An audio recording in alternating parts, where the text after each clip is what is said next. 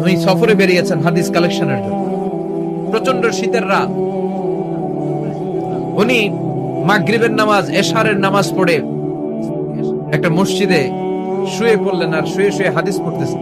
কি পড়তেছেন? কথা বলেন। আর মনে মনে ভাবলেন রাতটা মসজিদে কাটায় দেই, ফজরের নামাজ পড়ে আবার বেরোবো। কিন্তু দারোয়ান এসে বলে মসজিদে থাকতে পারবেন না, ওঠেন। দারোয়ান আছে না, কথা কন। আহমদ ইবনে হাম্বল বললেন, আমি শুধু রাতটা থাকতে চাই, আমি তো ফজরেরও মুসল্লি, ফজর নামাজ পড়বো তো এই মসজিদে, আমার থাকতে দাও। দারোয়ান তো দেয় না, কেন? মসজিদে থাকার জায়গা না, জান মিয়া। উনি যে আহমদ ইবনে হাম্বল এটা চিনে নাই, থাকতে দেয়। কি করবে এখন? উনি কাঁথা গুছিয়ে হাদিসের কিতাব নিয়ে কাঁধের মধ্যে ব্যাগ নিয়ে মসজিদ থেকে বের হয়ে গেলেন। কি আর করবে, প্রচন্ড শীত, আর কাঁপতেছেন বুড়ো মানুষ। পথিমধ্যে দেখলেন বাজার। বাজার একজন খাব্বাজ, শাবগুন খাব্বাজ, যুবক রুটি বিক্রেতা।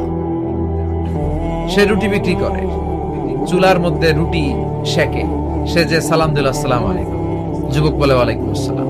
আহমদ ইবনে হাম্বল বলে, যুবক, আমার যাওয়ার জায়গা নেই, সফরে বেরিয়েছি, খুব শীতে কষ্ট পাচ্ছি, রাতে যদি তোমার এই চুলা থেকে একটু আগুন পোহাই, কোনো সমস্যা? যুবক বলে, না না, সমস্যা না, হালান ওয়া সাহালান, কোন সামনে আসেন আসেন, আপনি আগুন পোহাইলে আমার সমস্যা কি? সুবহানাল্লাহ পড়েন।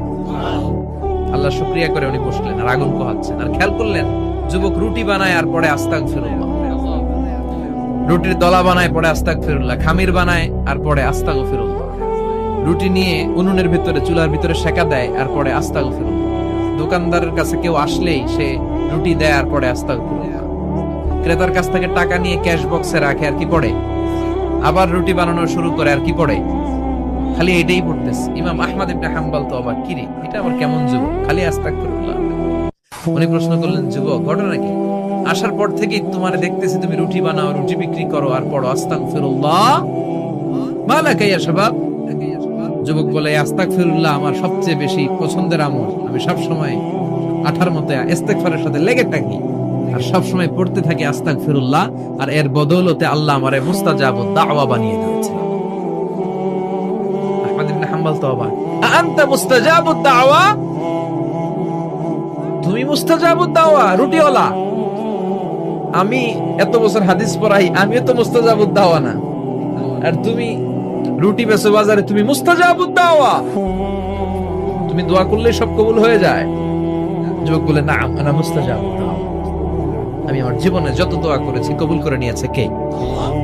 সব দোয়া কবুল করে নিয়েছে আল্লাহ, একটা দোয়া ছাড়া। কয়টা? আহমদ ইবনে হাম্বলের কৌতূহল।